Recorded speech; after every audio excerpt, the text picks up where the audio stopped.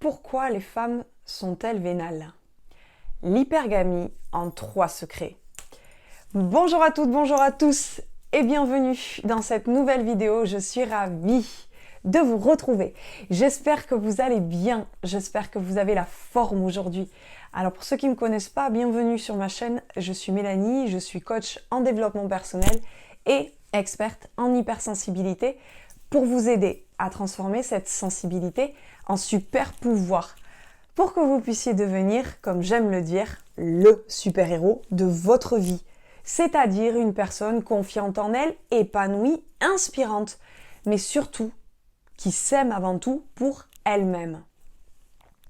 Et aujourd'hui, dans cette nouvelle vidéo, nous poursuivons la playlist sur les alphas et nous ouvrons le champ des connaissances, des études du comportement sur la nature féminine et spécifiquement sous l'angle de vue de l'hypergamie. Comme vous l'avez vu sous le titre, pourquoi les femmes sont-elles vénales? Point d'interrogation. C'est bien ici un titre provocateur et non pas une vérité ou une affirmation. Certainement pas. Alors je sais que de nombreux hommes souffrent d'être invisibles, de se sentir dominés, de ne pas avoir la part du lion, de ne pas avoir accès beaucoup aux femmes, de ne pas avoir confiance en eux, de se sentir dominés par rapport à des hommes plus dominants et de se retrouver souvent dans la friend zone. Et pour les plus extrêmes, de devenir haineux, c'est-à-dire envers le sexe opposé, d'où les commentaires que nous pouvons voir parfois, les femmes sont vénales, les femmes sont ceci, les femmes sont cela, au lieu qu'ils essayent de se concentrer à devenir la meilleure version d'eux-mêmes et de pouvoir s'attirer plus de chances. C'est pour ça que je fais ces vidéos. Donc la première clé, ça sera la définition de l'hypergamie.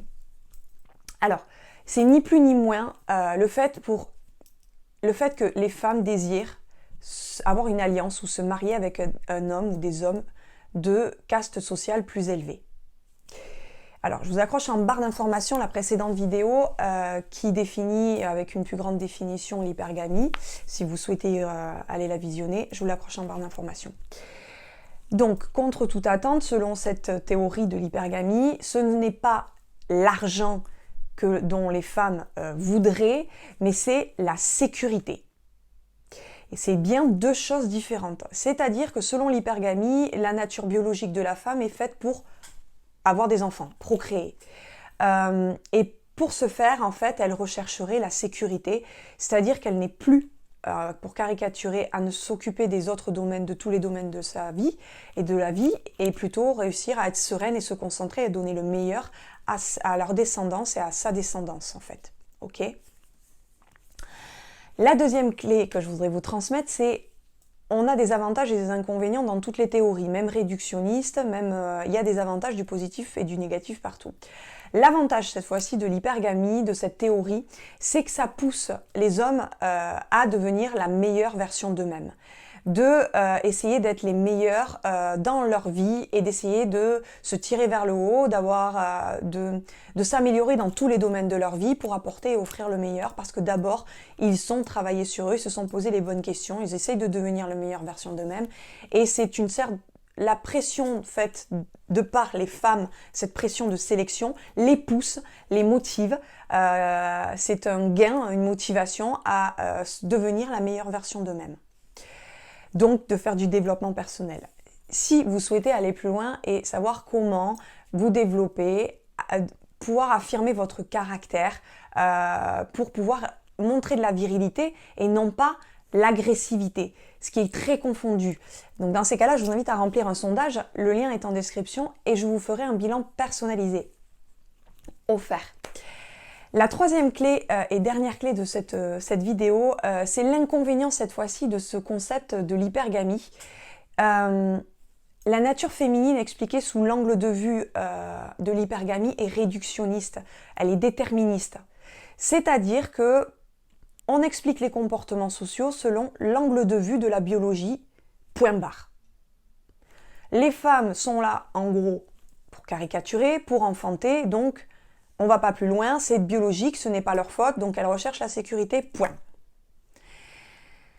Or, dans le monde scientifique, et au-delà de la psychologie, dans le monde scientifique, en fait, il y a un débat, et personne n'a tranché sur une vérité, entre les comportements sociaux seraient influencés entre l'inné, c'est-à-dire, pour caricaturer, tout ce qui est biologique, on descend des singes, on va dire, toute la théorie évolutionniste de Darwin, etc., influencerait nos comportements sociaux, expliquerait nos comportements sociaux, et la deuxième école, l'acquis.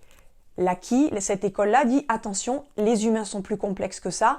Il y a également des comportements éducationnels, ils ont appris, été formatés selon telle société, telle religion, telle politique, telle économie, qui influencerait le comportement, expliquerait le comportement sociaux des humains. Et un exemple pour illustrer l'acquis, c'est l'ouvrage de Margaret Mead.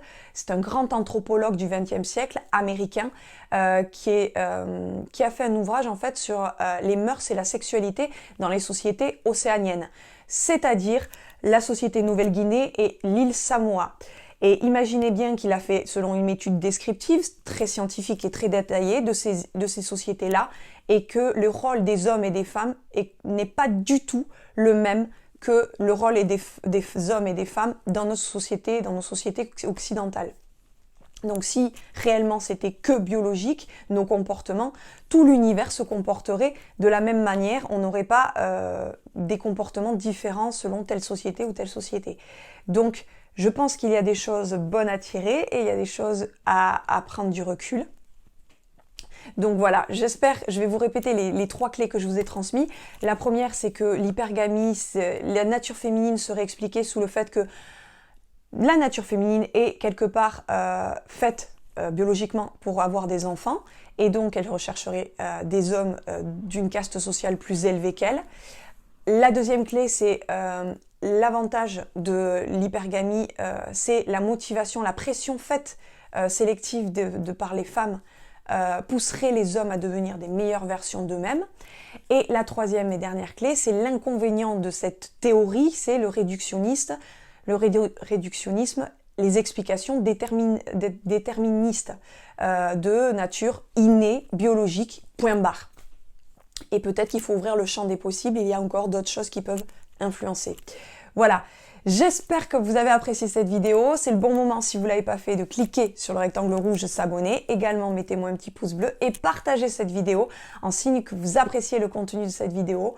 Et si vous le souhaitez, je vous dis à une prochaine vidéo. Et si vous voulez savoir concrètement comment appliquer les techniques devenir un alpha, dans ces cas-là, je vous invite à aller voir cette vidéo.